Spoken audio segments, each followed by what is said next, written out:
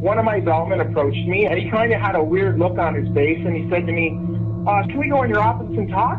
I brought him into my office, and he says, something really weird happened here yesterday, and you weren't here. He said, there's a couple guys in here looking for you. And I said, a couple guys? What do you mean? And he said, well, this is really hard for me to say. He said, but there's a couple really strange-looking men that were here, and they kind of freaked everybody out, and they were asking questions about you. And, of course, now I'm getting a little bit nervous, and I'm like, what are you talking about? And he said, well, he goes, I don't know how to describe them except for extremely odd-looking. They were really, really tall. He said, and they were identical height. They were the exact same height. They were wearing the exact same clothes, and they had the exact same faces, like they were twins. And he said they were wearing black suits, black trench coats. They were wearing like the old-fashioned Federo hats. They had extremely, extremely pale skin. And he said they came in and they looked around a little bit and they asked for you. And I said, I'm sorry, he's actually not working today. And it seemed like they didn't believe me, so they started to walk around the hotel, and shortly after they went to the tour desk, and he goes, I got busy. I started to have to bring cars around and get luggage, and by the time I came back, they were gone. But he goes, they freaked me out, and I really wanted to tell you that there were these weird guys in here looking for you. So, of course, now I'm a little bit skeptical and a little bit freaked out all at the same time. So the first thing I do is I run into my security office, because I know how to work the security system, and I rewound the cameras, and sure enough, here comes two gentlemen through the front door looking exactly how he described. Then the next day, I was talking with my tour desk, and one of them asked to talk to me. She came in my office, the same as my bellman, and she said, I need to tell you about something that happened. I heard that you heard that there were some men looking for you. And I said, yes. And she said, they asked a few questions about you, and they said strange things that I didn't understand. And they were talking about governments and conspiracies, and none of it made any sense to me. But she goes, they were very, very scary. And I said, well, why were they scary? And she said, they had no facial hair, none. She said they had no eyebrows, no eyelashes, nothing. Their hair looked like they had a wig on, like it was attached to their hat, like it wasn't even real. And she said, and the scariest thing, their eyes were so big and so blue that they almost hypnotized me a little bit. And she goes, and you're going to think I'm crazy when I tell you this, but I swear they knew what I was thinking. I swear. And I don't think I'm crazy, but I don't even know how they could do it, and I don't know why I'm even telling you this.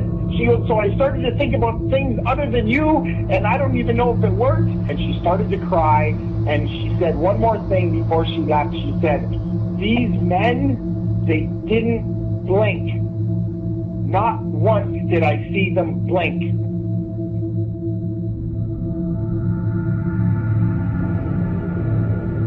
A UFO sighting in an area, and suddenly some men in black show up in a white unmarked van, and here's the footage as this unmarked van shows up and begins either tracking him or doing something. Yeah, there had been actually, they were outside the home of some people who had reported a sighting, I believe the night before. Jeff Gonzalez, who is the state section director and investigator for MUFON, that famous UFO investigation organization, had his video cam because he takes it with him everywhere, and he caught, first you'll see this one van, and then you'll see a second van pull up, unmarked, plain white wrapper vans, no license plates, and geez, this looks very suspicious, Clayton.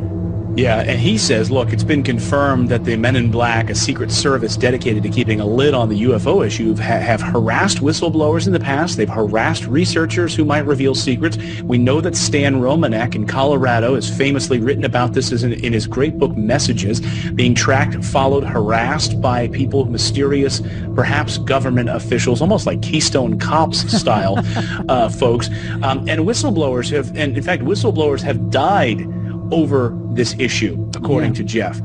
So here we go. First footage ever of some men in black with no license plates on front and wearing suits in the middle of the country. He says they stood out like a sore thumb.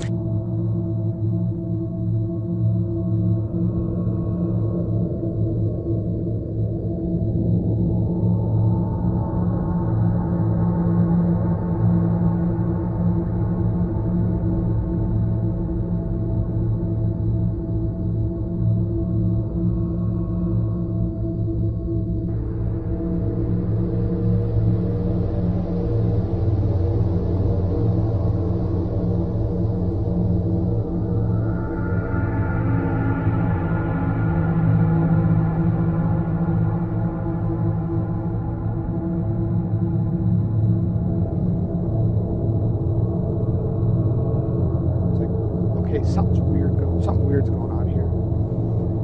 They wouldn't look at me. They wouldn't look me in the eye.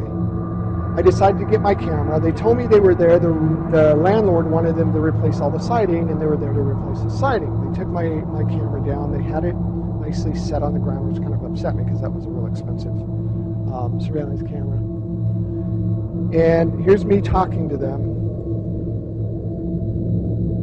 Suddenly, people showed up to do siding of the house. They said they're from the landlord. I can't get a hold of my landlord to verify it, but in any case, I think it's rather unusual that suddenly they come do the siding. So I'm going to videotape them doing the siding and try to get them to tell me what day it is. I had the camera hidden, and I got them to tell me what date it was, so this was the day after the experience. And right in between those windows, you see him right where he is, right above him is where the camera was.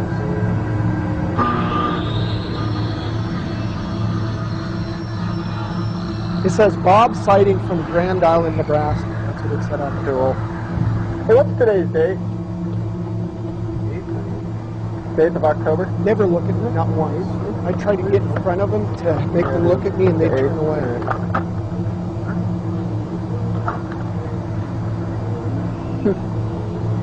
Kept his head down. Well, all of a sudden, I went in, I grabbed a piece of siding. I asked them if I could take some of the siding because they had siding laying all over the ground. They said, absolutely not. You can't take one piece because we have to prove to your landlord that we did all the siding. It's like, okay, I knew something was up there. While they weren't looking, I grabbed one of the most important pieces where the camera was, took it off. There's nothing he was going to do about it. Anyhow, there's nothing he could do about it. He didn't see me. I called the landlord. The landlord was on vacation. About an hour later, I heard a shop vac going. I looked out the window. They were shop vacuuming my yard. What in the world? They got in their truck, drove off, waited for them to come back because the only place they replaced the siding is where I had the UFO beam my house. That's the only siding they ever replaced. I finally got a hold of my landlord. He said, I didn't have anybody replace your siding. We called that number that I wrote down on the side of the truck. No such thing, no Bob sighting anywhere.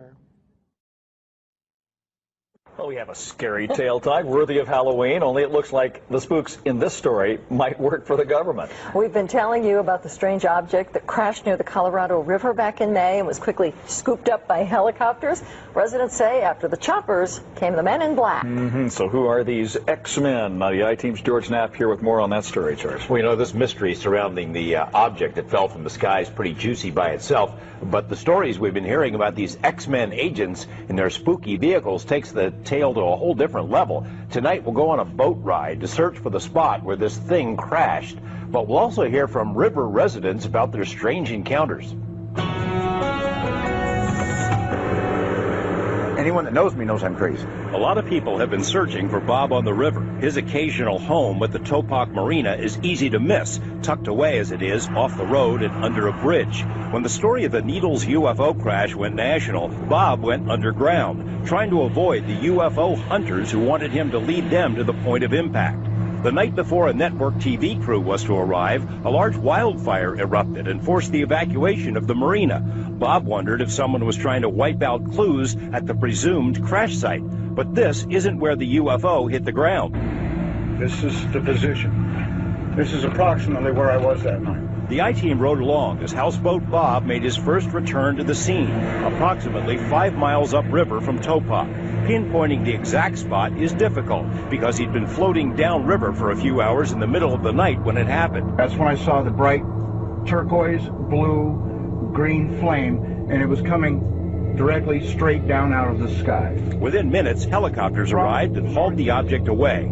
The FAA told us it does not retain records of what might have been in the air over the river, but the I-Team obtained a single transponder reading from the morning of May 14th, confirming the presence of at least one military chopper. We also found a detachment of the Special Ops Group known as the Night Stalkers at the Henderson Airport during the same time frame. But it isn't the helicopters that have spooked Bob and other residents of the area. Rather, it's the X-Men. There's been some strange people in town. Needles radio station employee Paul Fick saw the mystery men and their blacked-out vehicles starting the morning after the UFO crash. But there was a truck parked down here at the end of the street, pretty much pointed at the tower behind the station. And it was one of the four-wheel drive trucks with the shell on the back that had like the bumps, radar domes, things like that.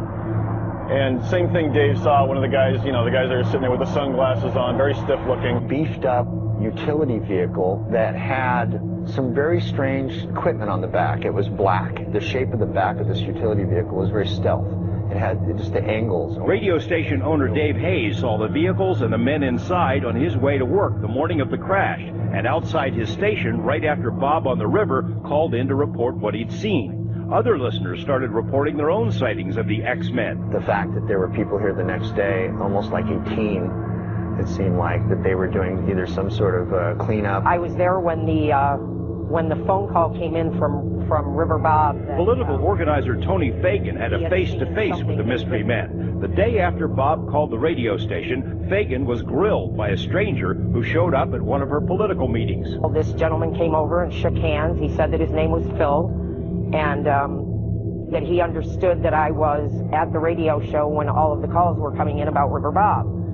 And did I know what had hit the water? Did I know how big it was? Did I know what color it was? And he got very frustrated when I said that I really wasn't paying attention. That the visitor had told Tony he wanted to join the party, but after the meeting, quizzed her again about the UFO. This guy was very crisp, kind of a military-like haircut, way too clean cut, just way too clean cut for our group. Would the government send agents to ask questions about, say, a secret project that got out of bounds? Yes, says former intelligence colonel John Alexander. If you're in counterintelligence and you want to protect technology, one of the things you want to know is what's out there. So asking questions of people, like what did you see, gives them a pretty good feel for, how much protection. Do we have to go and clean this up? Do we need a cover story? If anyone has come looking for the crash site itself, they'd need Pentagon-worthy equipment to find it. With Bob's help, we narrowed down the search to this area, but did not find the spot. The riverbank is a thick, nearly impenetrable forest of salt cedar. Figuring out what it was is still a tall order. I'd sure like to know. I thought it was a plane crash. Not anymore. No, sir. On our website, we have additional information about the crash, including GPS readings, in case anyone wants to launch their own search. Good luck with that. Better bring a sturdy machete. My photographer, Matt Adams, took several trips with me down to the Needles area to look for these alleged men in black. Well, guess what? We found them. Sure enough, the vehicles look just as the eyewitnesses described them. So do the men inside. In some way, something knocked us off the air, and we're on a backup system now. It's the government, or? I don't know. It has to be something, though. Well, did you hear? Now, you tell me because you were listening. That was awful strange. There was a really weird guy on the air when it went off? Yeah, real weird out. Like going... Sort of sounding paranoid, schizophrenic. Like crying and everything. Yeah. And how far into the conversation was it when it went off? Just a couple, about 15, 20 seconds, I'd say. Oh, you guys you really missed a call then, and I've got a feeling somebody didn't want you to hear it. Yeah. Because it was really strange. All of a sudden, I'm hearing Mark Furman, and That's right. Well, the network, of course, went immediately to a backup tape while we tried to figure out what blew up here. The transmitter was so that's what you heard suddenly, for some unknown reason. I've never seen it do this in all the years that we've been on the air. I have never seen the transmitter in this way just simply fail, massively fail, like a massive heart attack or some kind.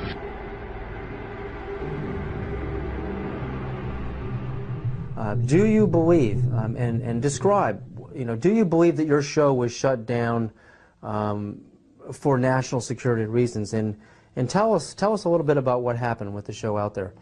Well, what happened, we sold the show to Sci-Fi Channel, and it was called Out There, and I basically interviewed all of the people that I admired in various fields of study, like Colin Andrews from the Crop Circle movement, Linda Moulton Howe, the expert on cattle mutilations, John Mack. And let me just put a pin in things right there, because John Mack has taken the study of abductions, UFOs, right out through the other side, and he's going, yes, we know they're here, we know they're coming, we know people have been taken, we know there's experimentation going on, we know people have been told about agendas. What we now have to do is use that as a key and as a motivation to socially transform this planet to a more peaceful, more loving, more tolerant state. So his movement, the movement for social change, has just accepts as a fact abductions, UFOs, interplanetary intervention, and what he's doing is taking it out through the positive side of it and saying, now we must use it to socially transform, and I think his message is great. But I talked to him, I talked to the Allagash guys who were taken in the canoe on that trip in Pennsylvania. The last show we did, I had both Bassett, who has the UFO time clock, and then Greer. Both Bassett and Greer were there. They were my two guests for the day. Well, the show was canceled that afternoon. And I was outside, before I knew it was canceled, in between the interviews. And I was outside, and Britney Spears called me because she wanted me to appear on Saturday Night Live with her. And so I was outside having a cigarette, the phone rang. Oh, Brittany, how you doing? Oh, sure, of course I will. I turned away like this. I turned back, and there was a black Ford across the road, a black Ford sedan. And I was trying to look at the plate, and the plate seemed kind of like fuzzy, and I was, definitely a police car. And two guys were there, and a big, tall guy got out of the back seat. And he stood in the street on 42nd Street it was. We were at 42nd Street and 8th Avenue. And he looked right at me. And literally, I was on the phone. Hey, sure, of course I'd love the show. Saw the Ford, went back like this, turned back like a half second later, and it was gone. And that car did not go past me. It did not make a U-turn, because I would have seen 42nd Street. I would have seen that thing take a U-turn and go away. That car vanished. That car was a cloaked vehicle of some type.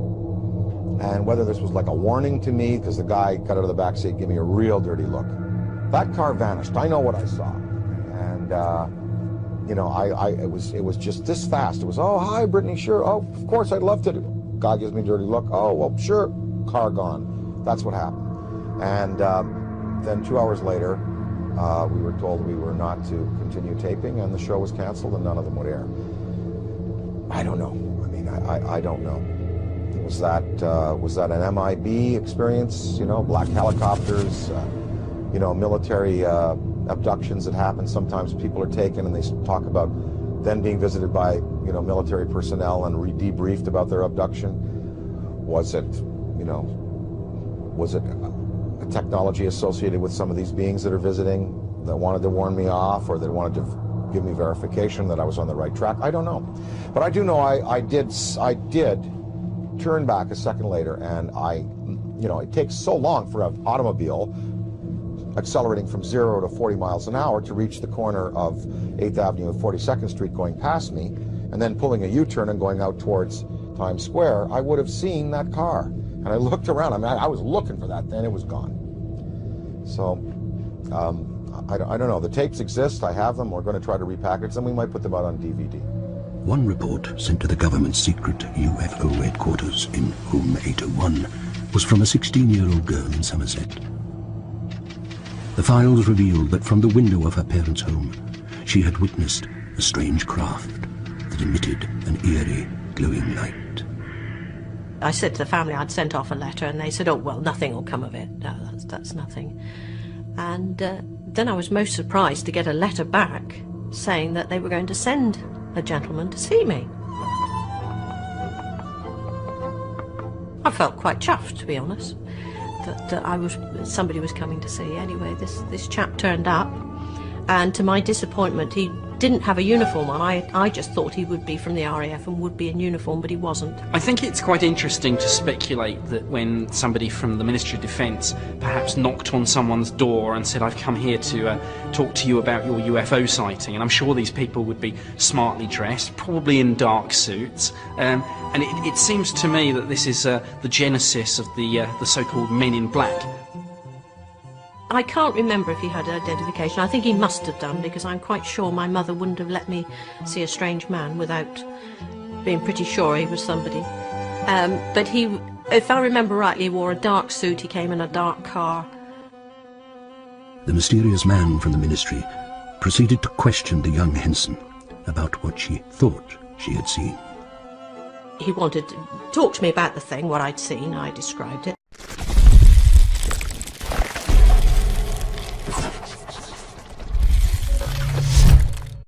And he decided he would come back that night to try and see it. And of course it was a cloudy night, so he couldn't see it. So he came back, I think, 2 or 3 nights in a row to try and see it. But it was cloudy each time, by which time I was feeling a bit of a fool, to be honest. But anyway, he said, well, not to worry. But he said not to say anything to anybody else, because I wasn't quite sure whether there was anything there, and I didn't want to feel a fool, naturally. So he said, you know, don't mention it to your school friends or anything. And when you're 16, in that time, you didn't. These investigations were carried out by Air Force special investigators from the Provost and Security Services. Now, the Provost and Security Services are the RAF police. Their special duties include counterintelligence. Well, I don't suppose that we've tried to silence anyone about UFOs, but then, having said that, back in those Cold War days, there probably was a request, perhaps, not to talk about things too much. I think it's just the culture of the times.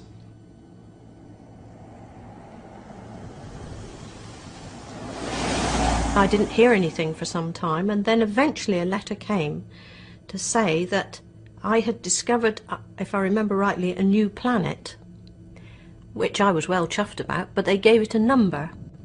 And I remember thinking, why didn't they call it after me? Because they call other planets after people who discovered them. Why give mine a number? One of the most intriguing ones I investigated occurred in early 1964 and involved the recovery of a small triangular-shaped object from a Midlands forest. And in this particular case, I tracked down various witnesses who recalled seeing military cordons and police cordons turning people away from the area. One witness who stood out more than any other literally stumbled upon the recovery scene of this object, which was being loaded aboard a military transport vehicle. And he was treated quite roughly by the military, had his camera and film confiscated, and was warned not to talk about this incident. This was February 1964. And he spoke to me in September 1996. And when myself and a colleague went to interview him, he'd had this, just before we arrived, he'd had this rather bizarre and kind of threatening telephone call from the Ministry of Defence, ordering him, as a civilian, not to talk to us about this particular case. And it did put him off speaking. He was quite frightened by it all.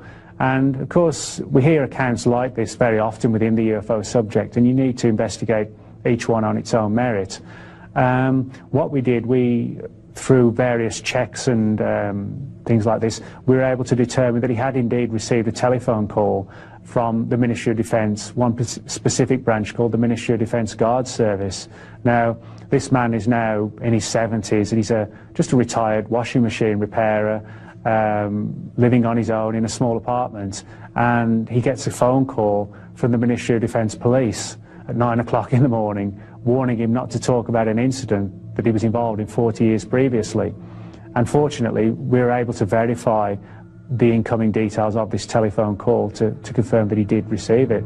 And so this kind of begs the question, what kind of incident could be of paramount importance to the British Ministry of Defence that 40 years after it occurred, someone is still keeping watch on the people who are involved in the case, to the extent that they're being told not to talk to civilian UFO researchers. And the fact that we arranged the interview by telephone, then that sort of brings up all sort of other scenarios about telephone monitoring operations to keep this story under wraps. And as sceptical as I was when I first got into the subject, even for me now, you know, I've had events and occurrences like this happen so many times that, you know, I believe there is a concerted effort on the part of a covert organisation buried incredibly well within the intelligence community to keep watch on the more sensitive and sensational aspects of the UFOs. We got a call from the request from the police department up in Derry Township to send a team up there right away that another event had happened involving a close Bigfoot encounter at a trailer park up there.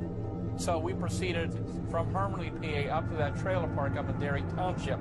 When we got there, what we found out was that the people in the trailer had heard something scratching at the end of the trailer. And all of a sudden, their lights in the trailer began to go on and off. And the woman saw this very large, very broad-shouldered, dark creature running off to the other end of the trailer park.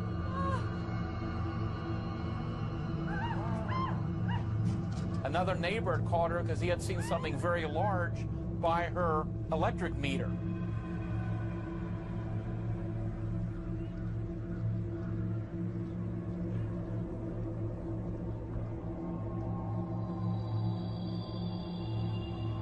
And when we investigated, we found that apparently this thing had pulled a large electrical wire from out of the ground, and that is what was causing the light to go on and off.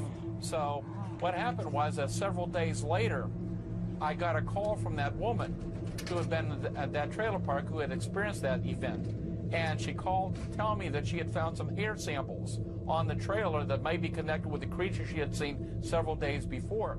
She was having trouble getting to me. She had to get the operator to break in as an emergency to get through because all the phone calls coming in to our hotline number at that time.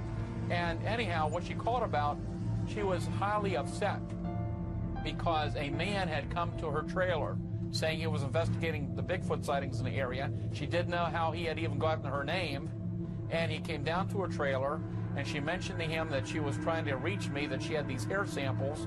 And he said, well, he knew me, and he would take the samples to me. Are you the one that saw the Bigfoot? Yes, yes, I am. Could I see you down here? Sure.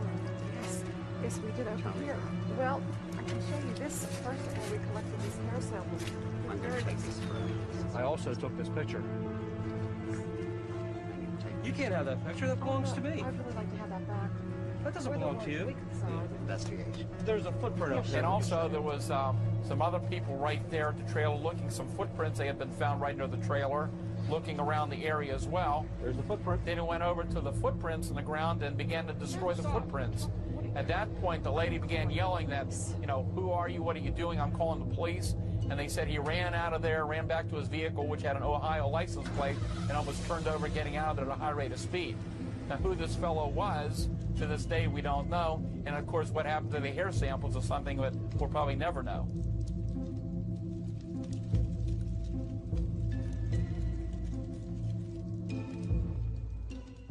Measures have been taken by agencies to terminate people who appear to be inconvenient or troublesome through knowing too much.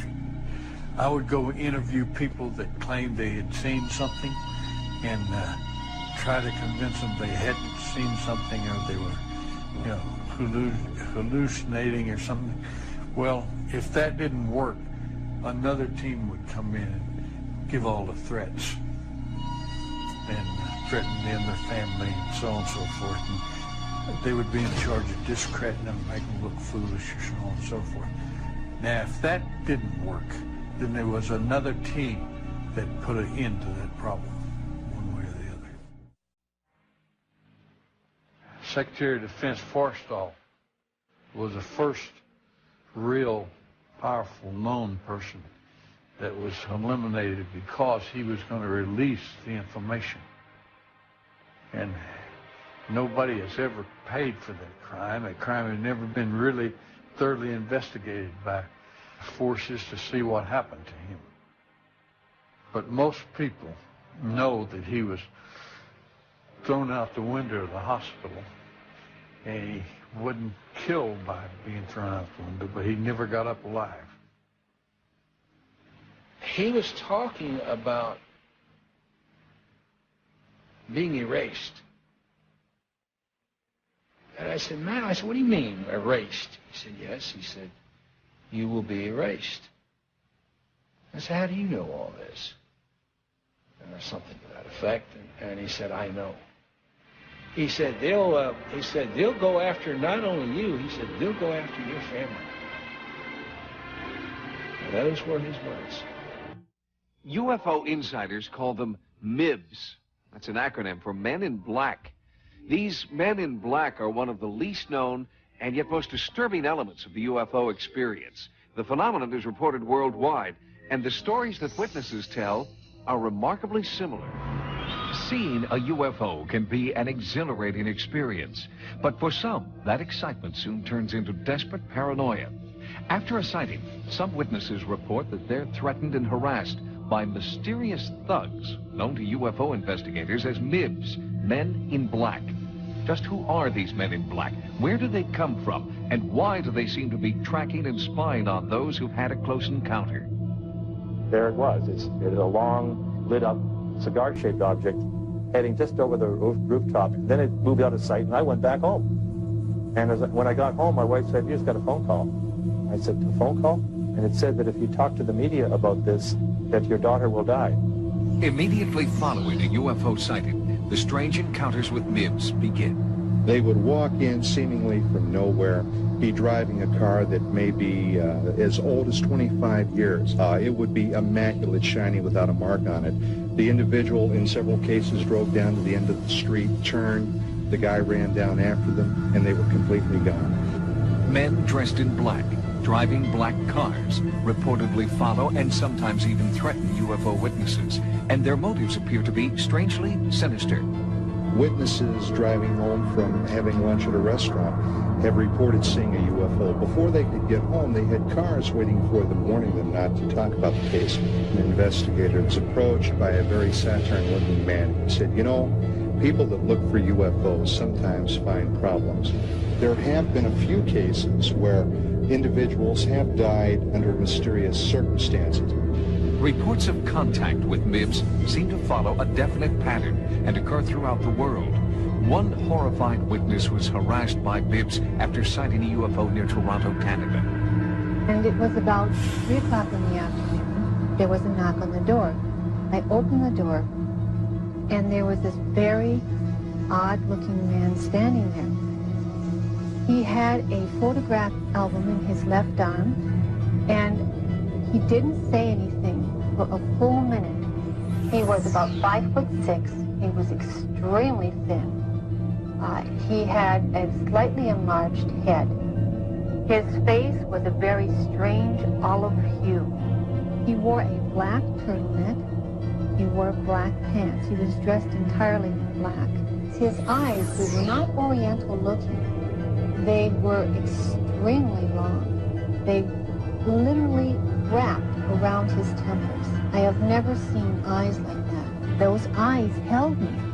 They held my attention. They seemed to be boring into me. I felt very intruded upon on a mental level by those eyes. The Men in Black cases, for the most part, have stirred up great amounts of paranoia. In many cases, these people have attempted to pass themselves off either as government agents or in some cases Air Force officers. At one point, the FBI was very heavily involved in tracking these cases down and attempting to arrest someone, but no one was ever caught. Composite drawings created from witness testimony lead researchers to believe that MIBs could be aliens who have come to Earth to silence people who know too much about UFOs. In Russia, one witness reported being harassed and physically transformed by a MIB. Professor Paul Stonehill translated the Russian newspaper story about the woman's MIB experience. His touch was paralyzing and left effects upon the body of those whom he touched. His daughter, she became magnetic and she would attract metals. And like her hands became sort of electric conductors. Her touch caused electric shock. This is taking place now because the article is from April of 1992. MIB encounters are so disturbing, investigators fear many valuable witnesses might never come forward. Those who do believe their lives are in danger and claim MIB surveillance intensifies when they contact the media. I think what has happened is they've gone to the black helicopters. So I think that the men in black have just left their black Cadillacs behind and taken up black helicopters. These helicopters, which have been described almost as a black Huey-type Army helicopter with no numbers visible, have appeared almost silently with no helicopter noise that you associate with it. Shirley and George Coyne are the Midwest directors of the Mutual UFO Network, MUFON, a UFO research organization. The Coynes claim that they are being tailed by this silent black helicopter devoid of the necessary FAA identification numbers. This video, shot by Shirley Coyne, is the only footage of an alleged MIB encounter. Well, this is the day we had a meeting and the copter met us about halfway between Flint and Flushing and followed us all the way to our meeting place. I'm not afraid of them because they haven't done anything to us yet. And I feel the more vocal I am, the less they're going to do. Is it possible that aliens with a secret agenda are harassing UFO witnesses? Or could MIBs be cleverly disguised humans trying to silence those who've had close encounters? Investigators continue to search for answers. It's just something that there is no explanation for. And by working on these cases and trying to use a scientific and investigative formula, we try to get to the bottom of them, but sometimes there doesn't seem to be a bottom.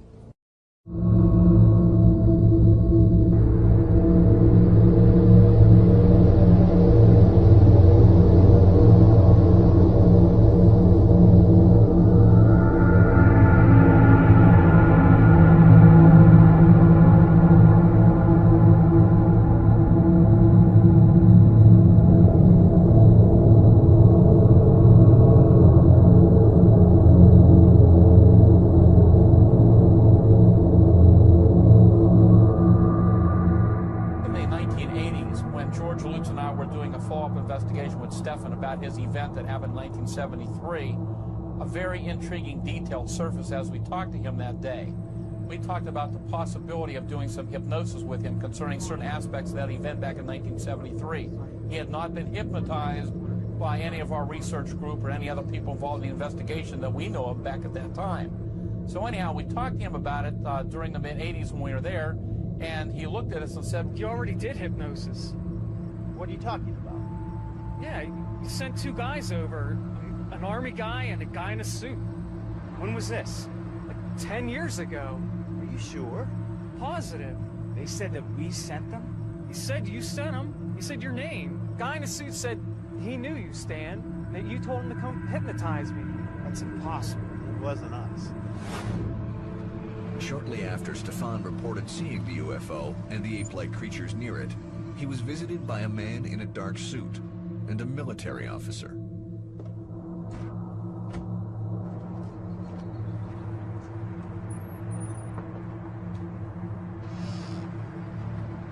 We need to talk to you about this recent UFO sighting.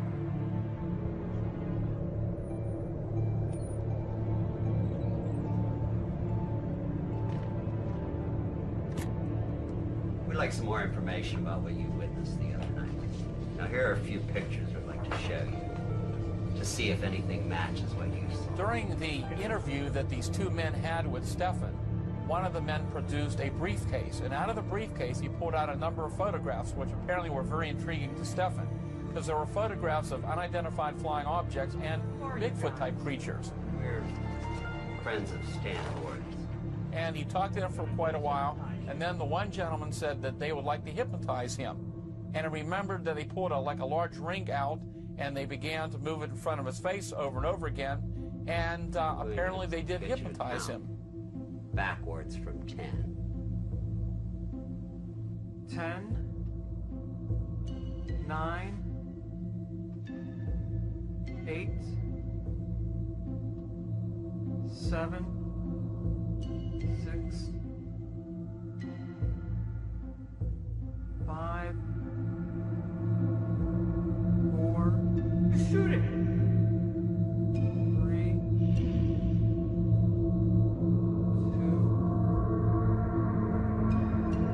1.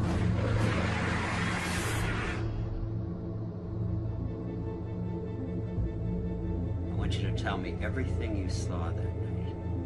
Every single detail. And when that was all over, they said that he wasn't crazy, that he saw what he saw, and that they would be in touch with him again. And that's the last time he ever heard from these people. We asked the Air Force and the Department of Defense if there were covert units that fit the MO of the Men in Black. The Air Force issued a blanket denial. The Department of Defense said we'd never heard of such a thing. Then added, you might try the Air Force. We had intel that this area was the new Area 51, and so we came out here to gather intel and to verify it if indeed that was the case. We had stopped in at Willow Springs Lodge, and a gentleman up there that owned it said, "Are you boys going out into the desert?" And we said, "Yeah." He said, "There's been some strange things happening out in the desert." He said, "Well, are you guys carrying? Do you have guns?" And we said, "Well, yeah." He said, "Well, good." He said, "Just be alert." So we drove out to this location. It was about 9 o'clock in the morning, and as I pulled out of the little turnout, I looked in the mirror and I could see a dust cloud coming real fast. This vehicle came right up on our, and I kept slowing down, hoping that he'd go around and pass. Well, he did, and he kept slowing down. Finally, Bob said, "Hey, pull over. I've had enough of this." We pulled over. Bob bailed out of the car. I stayed in the car and I adjusted the mirror. Now, there were two individuals in the car. No insignia on the vehicle, no light bar, no nothing. The driver got out, Bob got out. I walked in between the vehicles. He had blouse pants on. Right. Had a vest. I couldn't see a badge, but I knew this guy was dressed in black. He says, "What are you doing out here?" I said, "I'm just taking some pictures." So he says, "I need to see some identification." I says, "I need to see who you are." And this man goes, "This is all you need to see." And he points to the G14 tag. A G14 tag or license plate is a government plate. The General Service Administration, or GSA, maintains vehicles in a motor pool across the country for official use by government agencies and departments. They're numbered G11 through G91. G14 is issued for an interagency motor pool system for large cars. As you can see, this place is very remote. There was the two of them and the two of us and nothing else around. And it could have gone south. So I had my weapon down between my legs. I had the driver's mirror focused on him and the rear view mirror focused on the passenger. They were expecting to intimidate us into giving up what we were doing and you know, pretty much drop to our knees and you know, the Holy Grail type of thing. Well, it didn't happen that way. After that, got back in the vehicle, we took off. He followed us all the way to where the road turns, and we went up Vernon, and he went straight, but he was still on our butt. I took the tag number down. And what'd you find out? Well, it was very interesting when I got back to my jurisdiction, because I was active law enforcement at that time, and I ran the tag, and it came back to a white Jeep for Bureau of Land Management out of Park County, Colorado. And this wasn't a Jeep. And this wasn't a Jeep. So I called the Park County Bureau of Land Management supervisor, and I said, "Do you have a vehicle with this tag number?" And the supervisor goes, "Sure do." And I'm looking at it right out my office window. And Park County, Colorado is 450, 500 miles away. That tag number did not belong on that vehicle. That raised all kinds of red flags with me. The lights appear to be most active over this area, Bald Mountain. Pam Zukovsky is a local newspaper reporter who first broke the UFO story. She was an impartial observer until she hiked to the top of Bald Mountain with UFO investigator Irene McDonald. Near the summit, the two women had a terrifying encounter. We were merely poking around, actually trying to see where Gary Steyer's house was from the top of the mountain, when two men in a pickup truck pulled up, drove up the access road, and they both got out, and one was older and one was younger. They both had guns, and they were incredibly angry. They said, "You're trespassing, you know you're trespassing, what are you doing up here?" I said we were just taking a walk in the winter. I wasn't going to say we were up there looking for evidence of UFOs. When I saw their intense anger and their guns, I knew that in 30 seconds or a minute I either would be alive or I wouldn't. We agreed to leave, but we had only been up there probably maybe 5 minutes at the most.